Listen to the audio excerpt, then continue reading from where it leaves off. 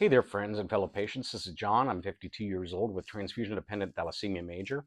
And today I just wanted to talk to you about Zynteglo gene therapy, which I'm currently in the process of receiving. My official treatment will actually be in March. But, since I've been going through this and since it was approved recently in 2022, a lot of people have been asking me, what is it? How can I get it? And things like that. So briefly, what Zynteglo is, it's gene therapy using a lentivirus. Back in the early 2010s, they discovered this lentivirus was excellent in getting the new genes into the cells. So, they came up with a medication to insert with the lentivirus into the stem cells and get it into your body, into your DNA, and so that you can produce normal adult beta hemoglobin. So that's an interesting part, about that. There's another gene therapy available, but that's not. It's a little different. It stimulates the fetal hemoglobin, and it's gene editing as to where the Zynteglo is gene addition. So essentially, with the Zynteglo, you're getting a gene added, into your body. So you're getting a functional beta hemoglobin gene that's actually your stem cells that were modified with this medication and a lentivirus. So it's very interesting stuff. Um, Identification of the human genome allowed scientists to create these new medicines, and there's tons more on the way, and it's very exciting stuff.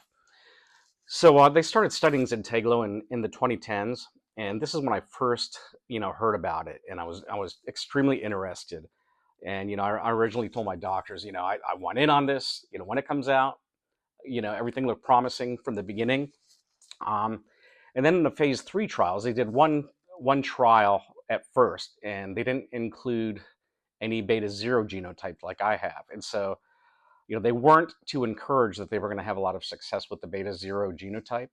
But then they did another study and found that the beta zero genotype can be treated very effectively also and obtain transfusion independence. So there were two studies.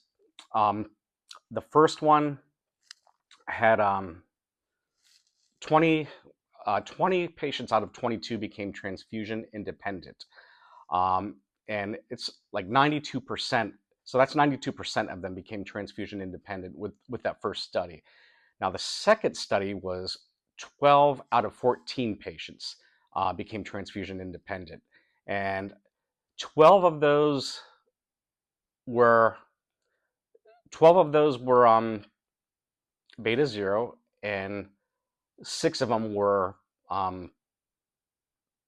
beta plus. So, the majority of those were beta plus in that study, and it turns out that 86% of those people became transfusion independent. So, with the mixture of the beta zero group, you have slightly, less transfusion independence, which I was kind of concerned about, but still 86%. It's a big number, and I'm still pretty excited about it. Um, if it even decreases my need for transfusions, that's a big plus. If the thing doesn't work the way, you know, as expected, there's still a reduction in the frequency and the volume of your transfusion. The other thing I wanted to point out is between the two studies, the first group had a higher overall hemoglobin, as you'll see in my slide. Um, and the second one had a median hemoglobin of 10.2, not a median, but an average. 10.2, and I think the first one was 11.6. I'm not looking at the slides right now, but I'll put them up here. But yeah, so there is a slight difference in the levels of hemoglobin, but the definition of transfusion independence is that your hemoglobin has to be sustained for at a value greater than 9 for a certain period of time. So next, I'm going to show you the slide of the reduction of transfusions, the reduction in frequency, and the reduction in volume. So out of the patients who were not transfusion independent, there were 4 of them total. So 4 patients did not become transfusion independent, but one of those patients was almost 90% reduced in the frequency and the volume of transfusions, which is very positive. If I ended up with that, I mean, I'd be extremely happy. A little disappointed, because I do want to be completely cured, but that's still pretty good. Now the other 3, 2 of those were like 20 to 30% reduction in frequency and volume of transfusions, and then the last one was about around a 20% reduction in frequency, and then only like I think a 3% the slide shows reduction in the volume. So as you can see, those were overall great success rates. And I mean, this is something phenomenal, and I'm very encouraged. And there's a long-term study going on, and I'd love to see how that's going to go. Um, I know a couple people that I know one person or two people in particular that have been transfusion free for, I think, 10 years, around 10 years. They're doing very well. They're very happy, and they're glad they did it. And if they had to do it again, they said they'd go back and do it again. So, it's very encouraging as well. Um, so anyhow, with this Integlo, when it first got approved, I was a little disappointed because there were a lot of barriers to care. First of all, the studies were only done in people aged, I believe, 4 through 35.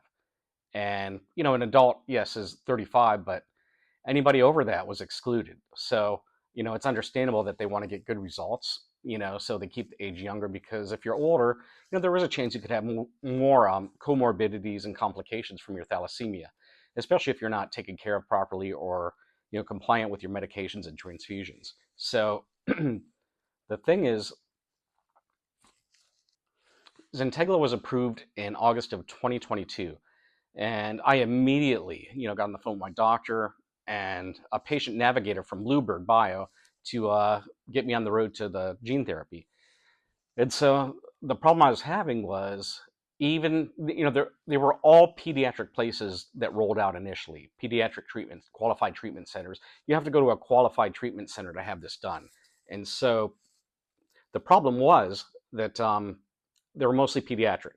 And the adult centers that they had, they weren't treating people like over 35. And so, I was very disappointed, and I ran into some issues, trying to get treated. I checked out Minnesota, I checked out a place in New York, but they weren't really a qualified treatment center yet. And since then, there's been a ton of locations opening, but I'm finding out through fellow patients that they're still having difficulty getting their physicians to even understand what it is, and they're also getting trouble for the people they go to understand or to treat them if they're over the age of 40. And so that's very disappointing, because age isn't really a factor, if you're physically fit and physically healthy. And that's a problem I also ran into with insurance. So I have insurance, and I got denied 2 times. On the third time, they sent it to Federal Review Board, for which it was overturned. I met all the criteria. I checked all the boxes as far as my testing and my health, and everything cleared. I was looking good. And so they had an age barrier of over 50 years old or over 51, something like that. It was up there, and I'm 52. I just turned 52, and so they kept denying it. Finally, it was federally overturned. I'm in the process of getting my treatment at Duke, for which I highly recommend. Duke Medical Center, Duke University Hospital System, bone marrow transplant clinic is awesome. I'm seeing Dr. Horowitz there. And from what I hear, I hear some stories that people, are getting a little scared going to some other physicians, around the country, especially the older patients are getting scared. There's risks. You're doing so well with your transfusions and all this stuff. And, I've got none of that from Duke. They told me there's risks, and they kind of said, like, yeah, you're doing well with your transfusions, but if you want to do this, there's no reason not to. And so I think people just really don't realize, because they look at you, you look good, you look healthy, and they don't realize the mental toll that decades of transfusions have taken. And it's you're still being chained to that pole, every month or every 3 weeks. This is decades long. This is a long treatment, longer than anybody really has for anything. Uh, One thing that's worse than that is dialysis. Like, if you're on dialysis, you're going. That is something I would not wish on anybody. But I don't think that's decades long either. But still, it's brutal. And anything like that, when you're a captive in the health system, it's brutal. And even though you may look good or whatever, mentally, it's very draining. And to not have that freedom from those transfusions it does take its toll. And then the ups and downs, cycling from being tired to being full of life to being tired to not feeling so great. I'm hoping that this therapy actually creates effective functional hemoglobin that makes me feel better. Even though I'm getting transfused to levels that are pretty good, I still don't believe that it's well-functioning hemoglobin like I would have my own body produce.